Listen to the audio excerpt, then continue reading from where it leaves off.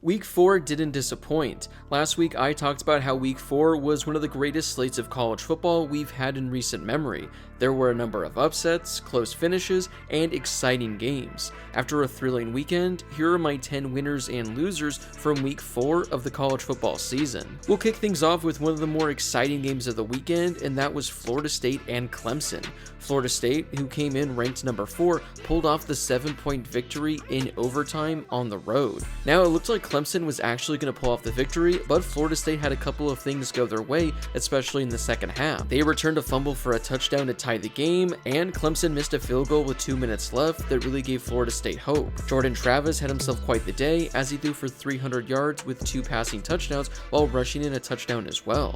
The defense also stepped up for Florida State as the Tigers scored a touchdown with 3 minutes left in the third quarter and would be held scoreless the rest of the way. It wasn't a pretty game from start to finish, but Florida State kept their playoff hopes alive with this victory. We're going to go to the other side for the loser in this one as Clemson lost in heartbreaking fashion. Like I talked about earlier, this was a game that Clemson honestly should have won. In the third quarter, they were up by 7 points and driving, and a touchdown would have given them a 14-point lead, but the fumble that was returned for the touchdown tied things up. They then had a chance to win the game late as they missed a chip shot field goal with under 2 minutes left. Now obviously anything could have happened on that final drive, but Clemson at least would have had the lead in the final minute. Overall, Clemson played well enough to win as they had solid production on offense and defense, but they just couldn't do the little things when they mattered most at the very end.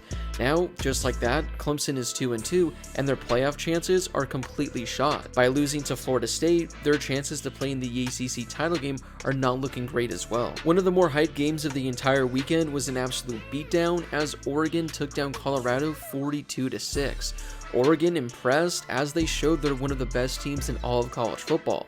Bo Nix threw for 300 yards with 3 passing touchdowns while also running in a touchdown as well. The Ducks rushed for a total of 240 yards, averaging 6 yards a carry with 3 rushing scores. Meanwhile, on defense, they held Colorado to only 13 first downs and fewer than 200 yards of total offense. The crazy thing is, if Oregon actually wanted this to be a 70-point victory, I think that could have happened. I know Dan Lanning said that they weren't done at the end of the first half, but they definitely took their foot off the gas in the second half. Everyone all week was talking about Colorado in this game, and nobody was talking about Oregon at all, so they reminded everyone why they're one of the elite teams in all of college football. Meanwhile, for the loser, we're going to go to the other side of this game and talk about Colorado because what a whiff of a game. I mean, they were 21-point underdogs, so I don't think a lot of people were expecting them to win, but I definitely think a lot of people thought they could maybe hang around in this game. Or if they did lose by 21, maybe they could hang around through the first half or maybe through the first 3 quarters. But this game was never really close. I mean, the only time Colorado even stood a chance was on the opening kickoff. They fell behind early, and by the time the second quarter rolled around, this game was already out of reach. Shedeur Sanders was awful, the defense was awful, and pretty much everyone that suited up for Colorado was awful in this game. Again, I don't think many people were expecting them to go into Austin and pull off a victory, but losing in this embarrassing fashion, yeah, this one did catch me a little by surprise. Before I get to the rest of my winners and losers, don't forget to hit that subscribe button and turn on those notifications if you're new to my channel. I'm posting college football videos every day during the season, so make sure to subscribe so you can join one of the best college football communities here on YouTube. Also, don't forget to drop a like on this video as well. It helps out with that YouTube algorithm and helps share the video with more college football fans. Plus, it only takes a second to do. Ohio State was literally seconds away from having their playoff chances almost shattered, but they managed to pull off a last-second thrilling victory on the road at Notre Dame. It wasn't a great game at all by the Buckeyes, and you can honestly make the case that Notre Dame looked like a better team for majority of the game, but the fact that Ohio State was able to have that final drive and score that game-winning touchdown, saving their season, is absolutely massive. I mean, they still would have had a chance at the playoff if they would have had one loss and went out the rest of the way, but that would have been asking for a lot based on their schedule. Now, had Ohio State lost, it wouldn't have been as bad for them because this wouldn't have been a conference loss, so they still would have had a chance at the Big Ten title game. But the same can't be said for Notre Dame, who now has to be perfect the rest of the way. Notre Dame doesn't have a conference title game to fall back on, so they now have to make sure they win out the rest of their schedule. And that's going to be pretty difficult because Notre Dame has some tough matchups coming up. Had Notre Dame picked up this victory against Ohio State, it would have been one of the best wins on any team's resume so far this season, and they would have been able to afford probably one more loss the rest of the way, having that Ohio State victory in their back pocket. Now, Notre Dame doesn't have that luxury. Again, I think this makes it worse because they were so close. I mean, literally, they were one stop away from winning this game. I mean, they were multiple stops away from winning this game on that final drive, but the defense really let them down at the end. Alabama took down number 15 Ole Miss 24-10. Now, early on, this game was looking like it was going to go the Rebels' way. They led at the end of the first quarter, and they led at the half.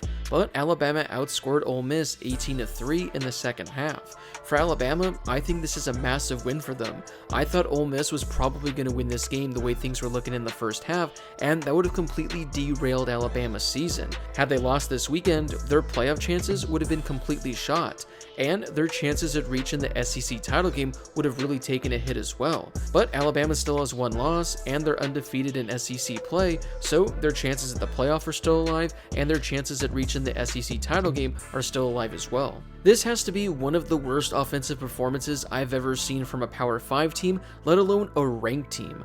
Iowa didn't score a single point this weekend on the road at Penn State, and if going scoreless is bad enough, wait till I read you some of these stats because this is some of the most disgusting numbers I've ever seen before. For the game, Iowa had a total of only 4 first downs. They went 1 for 9 on third down and had only 76 yards of total offense. They had only 20 yards on the ground as they averaged just 1 yard a carry. The Hawkeyes also had 4 turnovers as they had 4 different fumbles. Like I said, it was an embarrassing loss, but that has got to be one of the worst offensive showings I think I've ever seen in my lifetime. Washington State picked up a huge victory over Oregon State as they're now one of the top teams in the Pac-12. The Pac-12 continues to be one of the best conferences out there, but Washington State is one of 5 teams that is still yet to lose a game. They also picked up a massive conference victory, which are going to be very hard to come by with how many great teams are in the conference this year. I also want to give a shout out to Cameron Ward, who had one of the best games from a quarterback we've seen so far this year.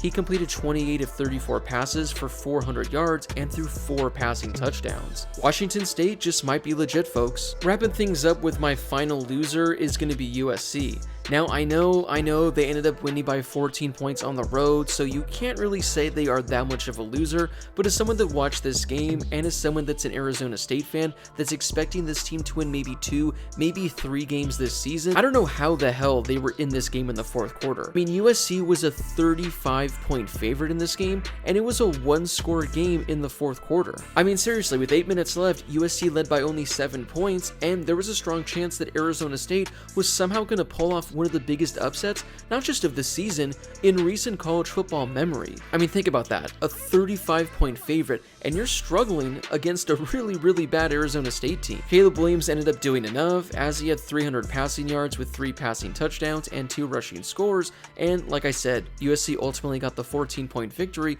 but this was a game that was way too close for comfort, and a game that USC should have just absolutely run away with. Well, those are my 10 winners and losers from this past weekend. Which team do you think was the biggest winner or loser? Or was there a team I didn't include that should have cracked this list? Let me know in the comment section down below.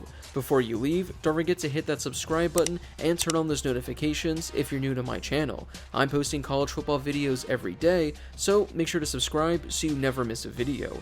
Also, don't forget to drop a like on this video as well. It helps out with that YouTube algorithm and helps share the video with more college football fans. Plus, it only takes a second to do. As always, thank you guys so much for watching, and I'll see you all in my next video.